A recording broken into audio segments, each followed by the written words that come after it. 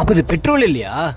சிந்தாம ஒத்துப்பாய். அட ஆமா bro, April 1 அதாவது நேத்துல இருந்து எல்லா பெட்ரோல் பங்க்லயுமே எத்தனால் பிளெண்டட் பெட்ரோல் தான் யூஸ் பண்ணணும்னு இந்தியன் கவர்மெண்ட் ரூல் பாஸ் பண்ணிருக்காங்க. ஓ, அவரே போட்டிருக்காரு. அப்ப கரெக்டா தான் இருக்கும்.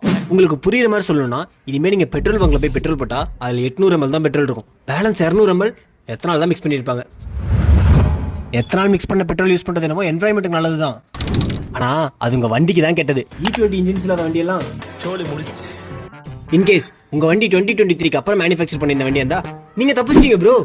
ஆக்சுவலா இந்த E20ங்கிறது 2030 வர வேண்டியது. ஆனா இப்பயே கொண்டு வந்துட்டாங்க. கவர்மெண்ட் சைட்ல இருந்து இது இந்தியாவுக்கும் இந்தியன் விவசாயிகளுக்கும் நல்ல ப்ராஃபிட் தான் சொல்றாங்க. ஆனா E20 இன்ஜின்ஸ் இல்லாத வண்டியில மைலேஜ் குறையலாம், ஸ்பேர் பார்ட்ஸ் டேமேஜ் ஆகலாம், முக்கியமா இன்ஜினே ஸ்பாயில் ஆகலாம்னு சொல்றாங்க. உங்க வண்டியோட யூசர் மேனுவல்ல உங்க வண்டி எந்த டைப் ஆஃப் இன்ஜின், எந்த டைப் ஆஃப் பெட்ரோலுக்கு உங்க வண்டி செட் ஆகுங்கிறத மென்ஷன் பண்ணிருக்கும். அதை பார்த்துட்டு நீங்க இனிமேல் பெட்ரோல் போறது நல்லது. இன்னொரு இம்பார்ட்டன்டான விஷயம், இந்த மாதிரி கண்டென்ட் சொல்றேன் என்ன ஒரு ஃபாலோ மட்டும் பண்ணிக்கங்க.